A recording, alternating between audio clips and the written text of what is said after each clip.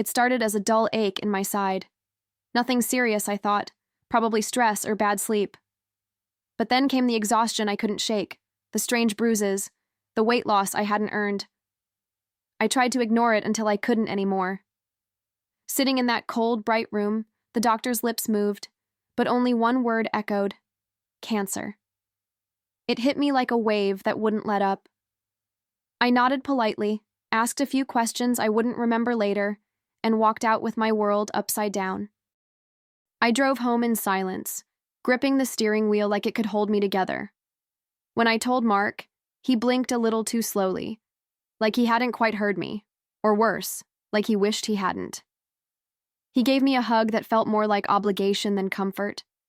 At first he tried. I won't take that away from him.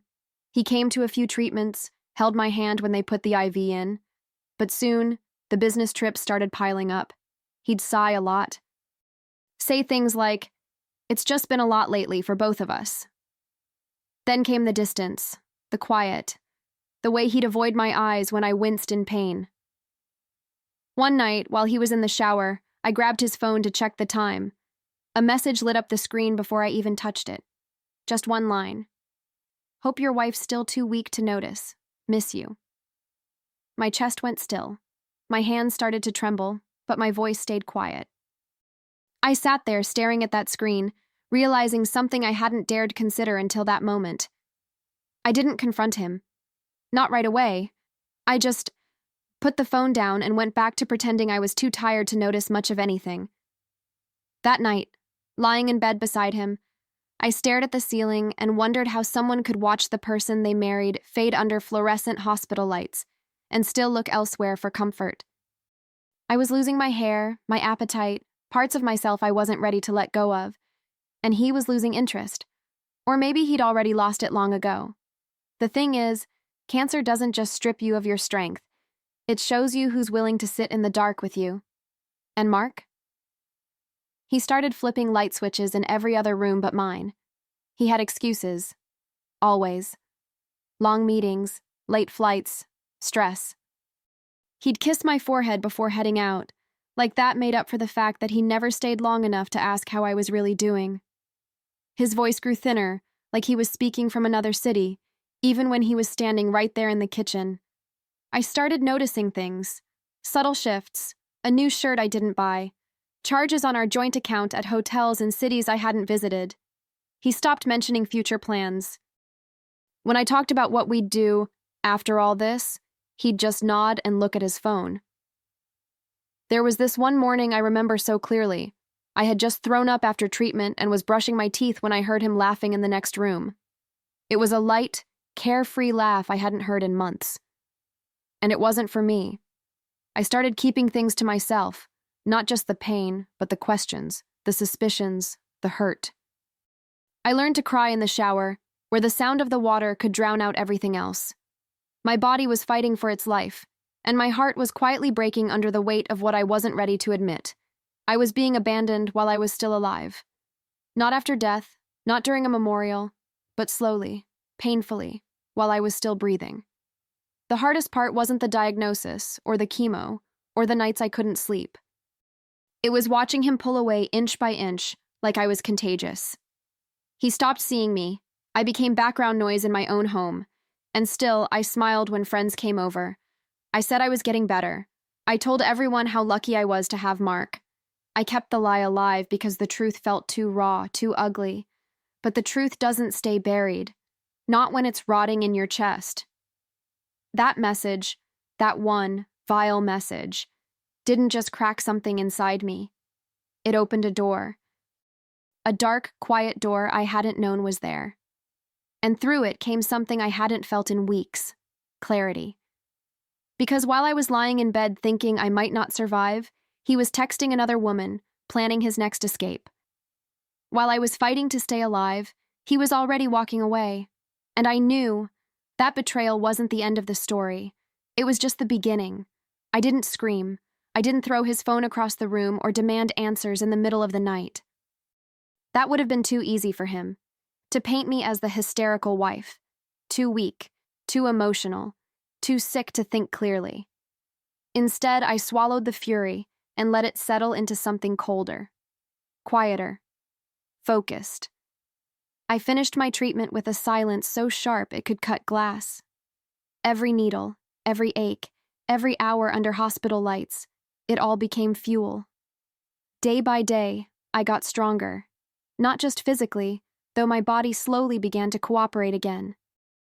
My strength came from knowing exactly what he thought of me. Fragile, distracted, dying. And maybe that's why he let his guard down. He didn't know I was watching, keeping track. I started small, hotel names on credit card statements, receipts in jacket pockets. I took photos. I made notes, not out of paranoia, but preparation. He thought I was healing from cancer, and in a way I was. But the real healing came from regaining control of my mind, my choices, my story. I didn't just want the truth. I wanted the truth on record. I began saving emails, call logs. He never noticed. Why would he? I was just the sick wife at home, right? In his eyes, I'd been reduced to a shadow. But what he didn't see, what he never imagined, was that shadows remember everything. I started listening more closely to the things he said, and the things he made sure others heard. It was subtle at first. A sigh in front of friends, a quick joke about how hard it's been on him too, the quiet framing of himself as the devoted but exhausted husband. He'd tilt his head just right, soften his voice, and let them fill in the blanks. And they did. I watched people look at him with sympathy and me with pity. They didn't know they were watching a performance. That's when I started writing it all down. Every time he deflected, minimized, twisted the story, I documented it. The manipulation. The carefully placed phrases to make me seem difficult, unstable, dramatic. She's not herself lately. It's the meds, I think. She's going through a lot. I was, but not in the way he made it sound. He was rewriting me in real time, and no one questioned it. But I was taking back the pen. Recovery isn't always about rest. Sometimes it's about precision, patience. I began putting pieces together like a puzzle no one else even knew existed. There were moments I wanted to scream, to throw it all in his face. But I didn't. I couldn't. Because this wasn't just about betrayal anymore. It was about truth, and making sure that when it all came out, it wouldn't be a breakdown. It would be a reckoning. I learned to smile when I felt like breaking, to thank people for their support while knowing they had no idea what I was really surviving. They brought me flowers, sent cards, told me I was brave. I said thank you. I let them believe I was focused on remission. And I was, just not in the way they thought. My body was recovering, yes, but underneath, something fiercer was forming. Not revenge, not yet. Just awareness, clarity, control. I began to see everything differently. The lies weren't just in the messages or the hotel bills. They were in the way he looked at me like a burden, and how he spoke to me like a nurse, not a wife. I saw how he came home just long enough to keep up appearances, how he leaned into the role of the strong one, even as he abandoned me in every way that mattered. And the more I saw, the less I felt afraid, the less I needed his presence, or his pity.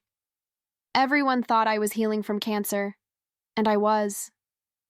But they didn't know I was also preparing for war. Quietly, carefully. I wasn't just getting better, I was gathering power. Mark didn't realize it yet, but the woman he thought was fading was actually sharpening. And soon, I wouldn't just survive him, I would outmaneuver him. The first time I smiled at him and meant absolutely nothing behind it, I realized how far I'd come. He didn't notice. Of course he didn't. He thought my silence was weakness. My calm was surrender. But I had learned how to make grief look like grace, and that's exactly what I gave him. The illusion of a grateful wife. I thanked him for staying, praised him in public, and played my part with more conviction than he ever gave me. We threw a survivor's celebration in the backyard.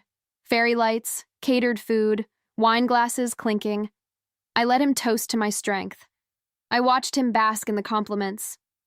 "You've been such a rock, Mark," someone said.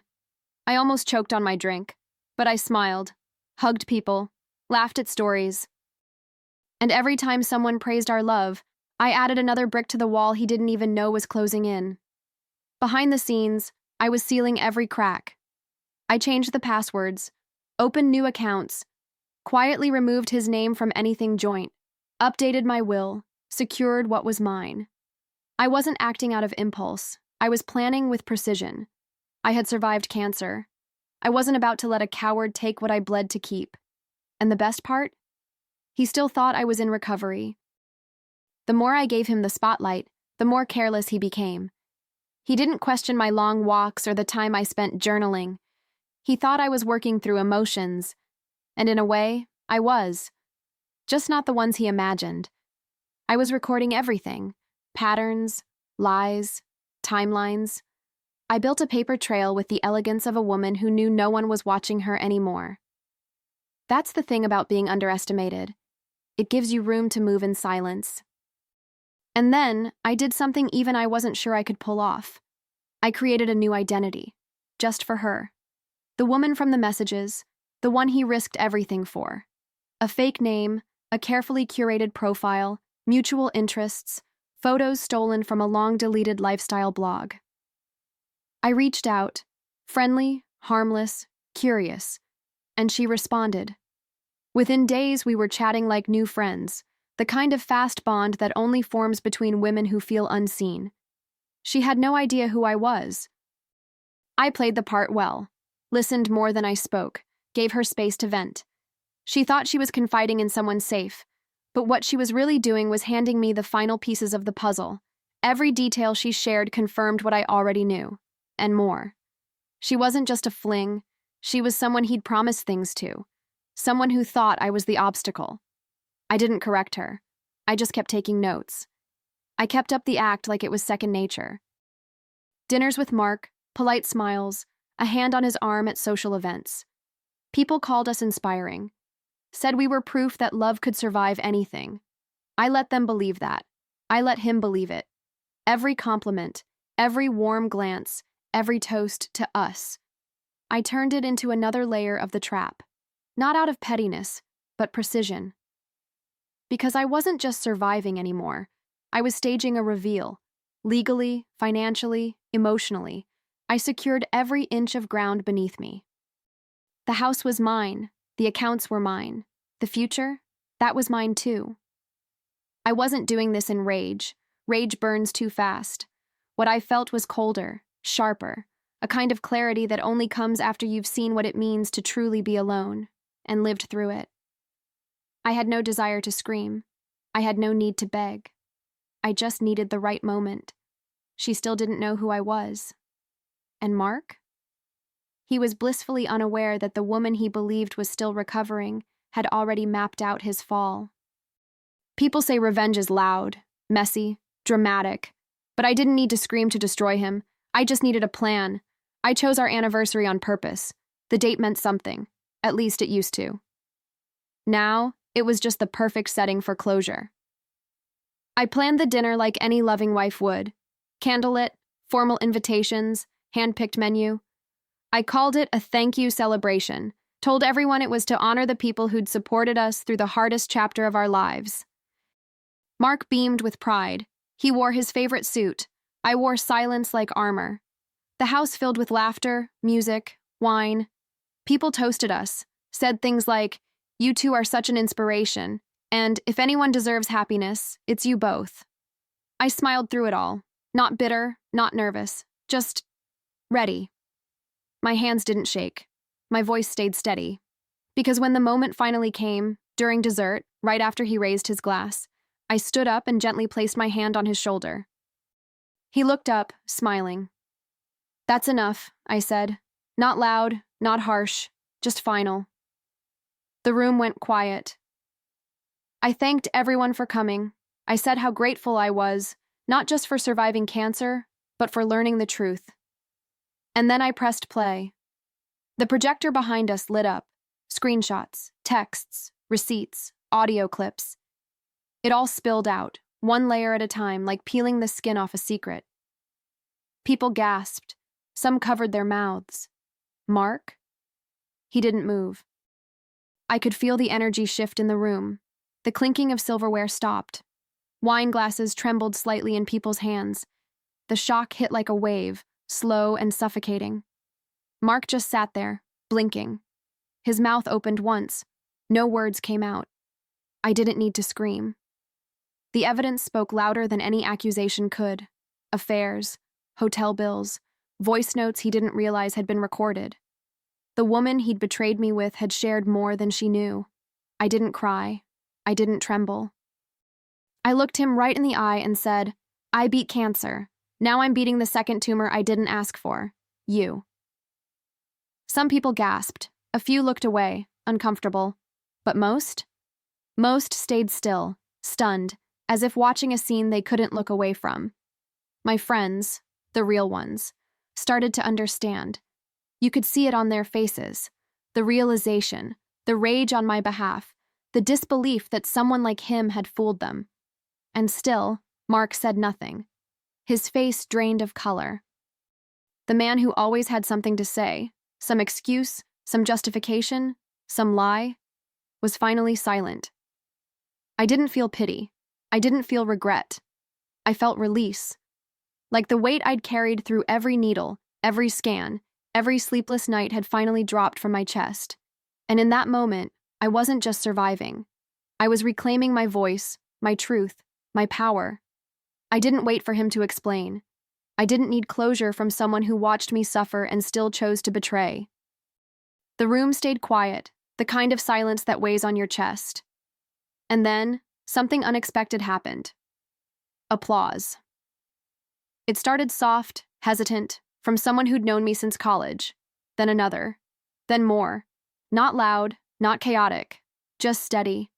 Like truth itself was being clapped into existence. I turned away from Mark, not out of spite, but because there was nothing left to look at. He'd already vanished in my eyes, long before the slideshow. This dinner wasn't revenge. It was a funeral, not for our marriage, but for the version of me that once needed him. I walked out without slamming the door, without looking back. Let him sit there in the mess he made, surrounded by the very people he lied to. Let him feel what it's like to be abandoned mid-story. Outside, the air was cooler than I expected. Crisp, almost cleansing. I took a deep breath, not just of the night air, but of freedom. It was over. Or so it seemed. But some endings are only the beginning of something far more satisfying. I hadn't just exposed him. I had plans still unfolding. And what came next? That was where the real justice would begin. The divorce papers were filed the next morning. No arguments, no apologies. Mark didn't even try to fight it. He knew what was coming. Maybe not the details, but the damage was already done. What he didn't expect was how cleanly it would all unravel. Our prenup had an infidelity clause, ironclad.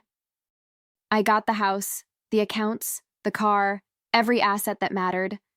His lawyer called it brutal. I called it balance. I didn't gloat. I didn't post anything online. Let him handle the whispers, the pitiful looks, the awkward silences when people who once admired him now crossed the street to avoid eye contact. His world got quieter by the day. The woman he cheated with? She vanished the moment she learned the truth. Deleted profiles, blocked numbers, gone like smoke. She didn't want to be associated with the scandal. And honestly, I couldn't blame her. She thought she knew him. So did I. But while he licked his wounds in private, I was working on something else. Something that would last far longer than rumors or rage. It started with a donation. A large one. To the hospital where I received my treatment. But I didn't sign it with my name. I signed it with his. Not for kindness. For memory. For permanence. Because sometimes the sharpest blade isn't confrontation. It's legacy. Every plaque outside the new infusion rooms bore his name. Donated in honor of Mark Whitmore, they read. But underneath, in smaller print, I added the line that mattered most. In honor of the pain he couldn't handle, and the woman who survived it. Visitors didn't know the story, but the staff did. Nurses who held my hand, doctors who saw me at my worst. They laughed quietly, some even cried. Not because it was cruel, but because it was honest. Mark tried to disappear. He moved to a smaller place, changed his routine.